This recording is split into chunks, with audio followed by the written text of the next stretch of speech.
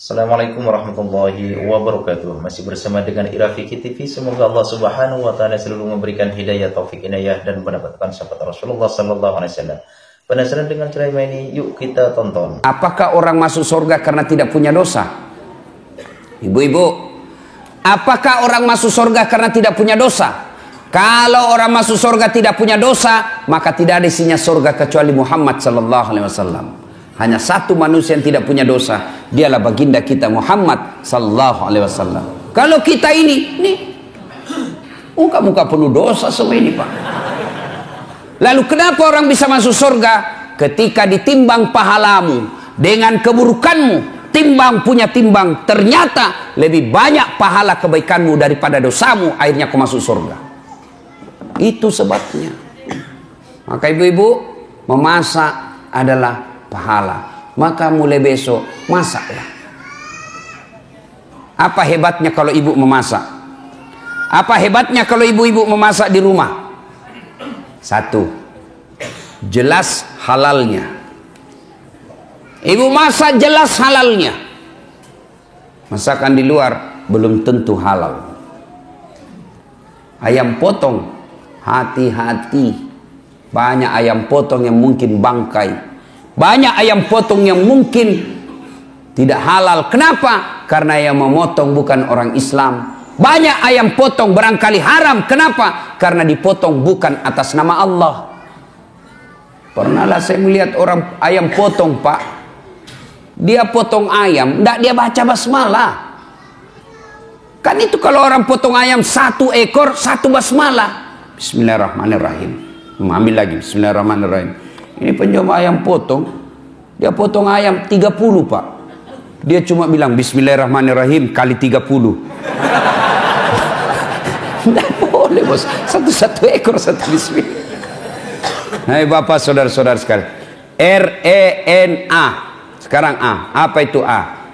Anggun. Istri yang soleha, cerdas. Ibu-ibu belajar.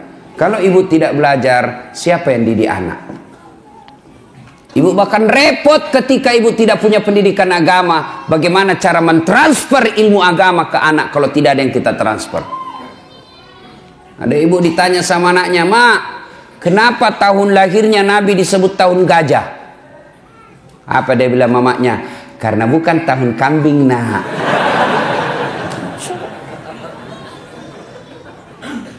Ilmu ibu untuk mendidik anak. Maka ibu-ibu sekolah kuliah tinggi-tinggi sebenarnya bukan sekedar untuk cari kerja. Ibu-ibu jadi dokter, jadi sarjana, jadi magister, bukan sekedarnya untuk status sosial semata, bukan untuk mempermudah dapat kerja, tapi yang lebih utama ilmu yang ibu dapat di kampus, ilmu yang ibu dapat di uni perkuliahan, tujuannya apa? Untuk mendidik anak-anak di rumah. Jangan lagi berkata, "Wah, rugi saya sekolah tinggi-tinggi tidak jadi pegawai." Tidak ada ruginya menuntut ilmu. Ilmu yang kita dapatkan di bangku kuliah, insya Allah kita akan tiriskan ke anak-anak kita. Harus belajar. Ibu juga kalau tidak belajar, dibodoh-bodohi sama suami. Suaminya alasan rapat, ternyata pergi merapat. Itu kalau ibu beleng-beleng. Yang kelima, istri yang soleha punya sifat H. Apa itu H? Hemat, pandai mengatur, memanajemen, mengelola keuangan keluarganya. Karena berapa banyak laki-laki akhirnya berurusan dengan aparat hukum dan dihina dan dipermalukan masuk penjara gara-gara apa? Istrinya tidak mensyukuri penghasilan suami. Apa kek kau sikat di kantor, Pak? Apa kek? Masa ini kita sudah 5 tahun menikah tidak pernah kau belikan saya emas? Malulah suaminya. Akhirnya apa? Menyalahgunakan jabatan, ketangkap polisi. Gara-gara apa? Istrinya tidak mensyukuri apa yang Allah berikan kepadanya. Ibu, dengar ini. Semua laki-laki ingin membahagiakan istri. Semua kami laki-laki ingin memberikan apa yang diinginkan oleh istri. Belikan emas, belikan kamar yang baik, kasih sesuatu yang apa yang dia mau, kasih intan berlian. Tapi apa boleh buat? Rezeki dari Allah, bukan kita yang ngatur. Tapi Allah, sama jenis kerjaan kita, sama pekerjaan kita, sama kantor kita, tapi demi Allah rezeki kita masing-masing beda. Ada 3 kewajiban Allah, ada 3 hak Allah yang tidak boleh dicampuri oleh manusia. Itu rahasia Allah, itu menjadi hak prerogatif Allah, tidak boleh manusia campuri. 3, apa itu? Jodoh. Ini rahasia Allah. Biar kalian mau sekali, kalau bukan jodoh tidak jalan. Pacaran 11 tahun tidak jodoh, tidak masuk. Tapi kalau jodoh, baru kenal 2 bulan, jodoh ditangkap hansip, kasih nikah. 2, ajal. Kalau sudah tiba saatnya, tidak bisa diundur dan tidak bisa dimajukan. Itulah ajal. Yang ketiga, rezeki. Rezeki ini Allah yang ngatur. Bapak ibu tidak usah cemas. Allah yang tentukan rezeki kita. Maka ibu, berapa penghasilan suamimu? Selalulah ucapkan alhamdulillah. Bang, jangan menghalalkan segala cara bang. Saya istrimu, berapapun yang kau dapat, berapapun yang kau bawa ke rumah, saya ikhlas dan akan menerimanya dengan senang hati. Karena memang itulah rezeki yang Allah sudah tentukan untuk rumah tangga kita. Tenang kita suami. Nah, itulah jadi istri yang soleha. Ibu mau tahu lagi rahasia suami supaya dia tidak marah. Selain hargai dia, jangan bicara kasar, urus anaknya dengan sebaik-baiknya. Karena itulah prestasi terbesarnya seorang suami, anak. Nah, bapak-bapak mau punya istri seperti yang saya jelaskan tadi? Mau? Mau? Nah, bapak juga harus jelaskan tugasnya sebagai suami. Apa tugas sebagai suami? 1, mendidik. Didik istri kita, didik anak-anak kita.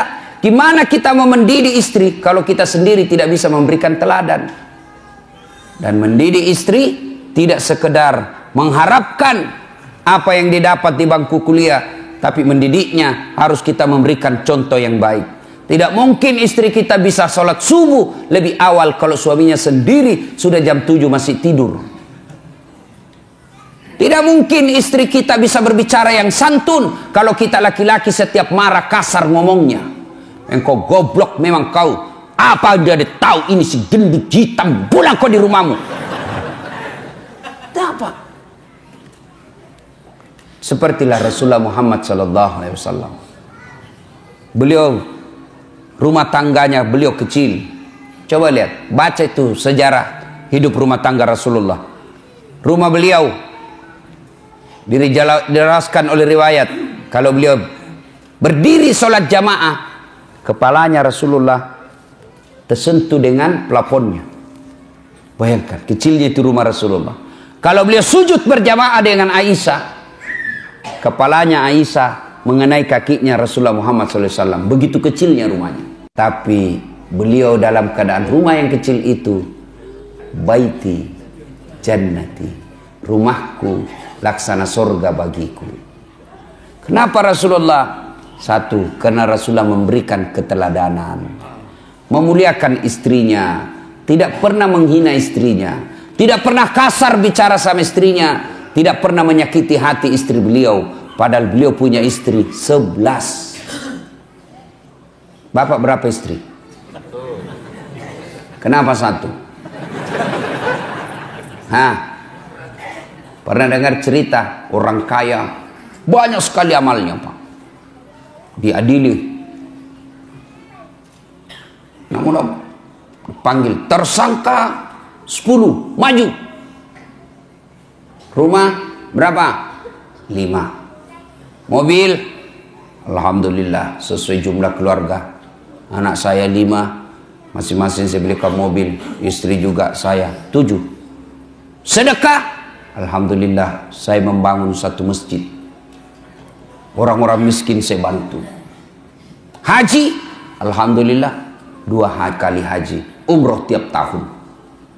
Sholat alhamdulillah 5 waktu saya tunaikan, sunnah-sunnah pun saya jalankan, alhamdulillah. Wah, kau rupanya orang baik. Haji, silahkan kau masuk surga.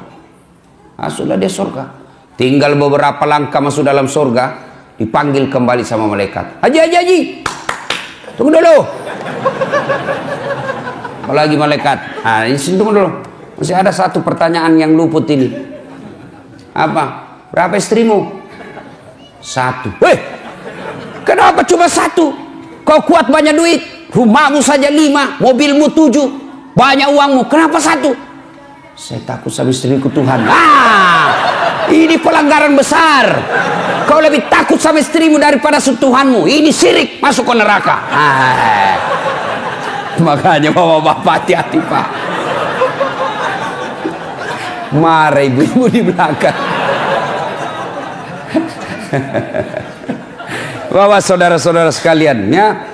Nah, kewajiban suami mendidik istri. Lihatlah Rasulullah itu memberikan keteladanan, lebih banyak memberi contoh daripada jangan ini, lakukan ini. Tidak, Nabi mendidik istrinya dengan memberi contoh. Kalau bapak berkehendak istri rajin sholat, maka bapak beri contoh tidak pernah menelaikan sholatnya. Kalau bapak mau berharap istri sopan kepada bapak, maka bapak yang lebih utama dulu memberi contoh sopan kepada istri. Rasulullah berapa istrinya? 11. Dari 11 itu Pak, tidak pernah satupun yang mengatakan, nyesal saya menikah sama kamu Muhammad, rugi saya nikah sama kamu, rugi. Tidak. Padahal bapak pun tahu 11. Bapak cuma 1 punya istri, menderita lahir batin. Nabi lelaki romantis. Nabi baca itu buku Barsanji, dijelaskan dalam kitab itu Nabi sendiri yang jahit pakaiannya, Nabi sendiri yang sediakan sarapannya, Nabi sendiri yang bersihkan tempat tidurnya. Coba bayangkan, Nabi kekasih Allah, manusia paling mulia, yang namanya selalu digandengkan dengan namanya Allah, tidak malu cuci pakaiannya sendiri, menjahit bajunya, membersihkan tempat tidurnya. Mana ada laki-laki seperti itu di sini? Itu Nabi Pak. Kita mentang-mentang baru security, gengsi bersihkan tempat tidur. Tolong hargai saya security.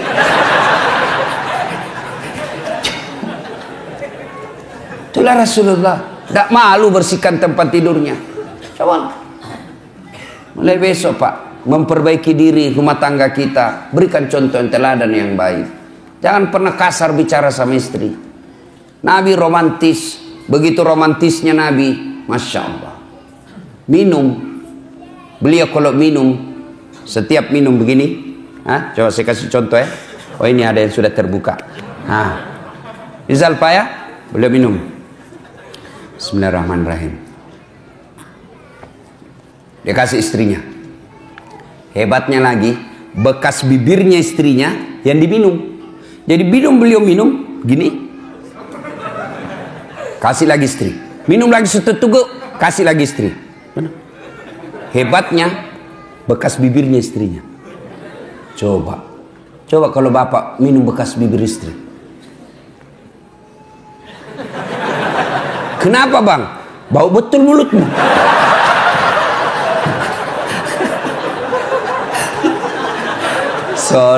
Salatullah salamullah ala toha Rasulillah.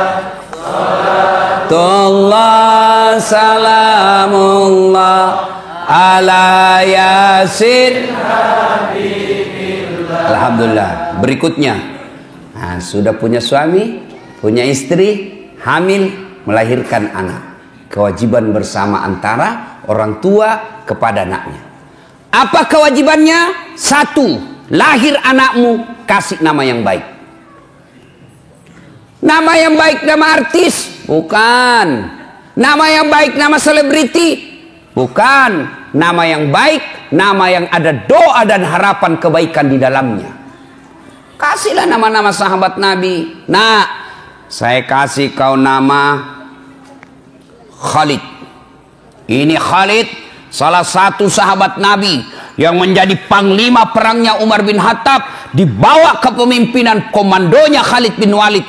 Tidak pernah satu kali pun perang yang dia pimpin kalah. Inilah Khalid. Saya mau kau nanti menjadi besar panglima orang Islam yang membela agamamu. Nih, saya mau kau seperti Khalid. Nah, lahir anaknya perempuan besar. Nah, saya kasih kau nama Sumayyah. Siapa Sumayyah, Pak? Nih Sumayyah, wanita, budak, pembantu zaman dulu. Tapi akidahnya kuat, tidak pernah mau menghina Islam, tidak pernah mau menyerah membela Islam, sampai dibunuh oleh majikannya hanya karena dia tidak mau mengatakan Muhammad pembohong. Dipaksa mengatakan Muhammad pembohong, dia ludahi Abu Jahal mukanya. Pak, Abu Jahal, mukamu lebih hina daripada kotoran onta. Marah Abu Jahal, dia tikam Sumayyah, meninggal. Manusia pertama mati syahid bukan laki-laki. Sumayyah, kai, saya mau seperti kau bela agamamu. Nah, Sumayyah. Jangan kasih nama artis. Apa artis? Iya kalau baik akhlaknya. Coba lihat artis-artis kita sebagian. Ramadan dia pakai kudung. Ramadan dia nangis-nangis, Pak. Selesai lebaran telanjang lagi pakaiannya. Mau anak-anak kita menjadi orang munafik seperti itu? Alhamdulillah sudah mendengarkan ceramah ini. Semoga ilmu yang didapat barokah dan bermanfaat, dan kita semua selalu diberikan kesehatan, diberikan kelancaran rezeki, dimudahkan segala urusannya. Amin Allahumma amin. Sekian, terima kasih. Assalamualaikum warahmatullahi wabarakatuh.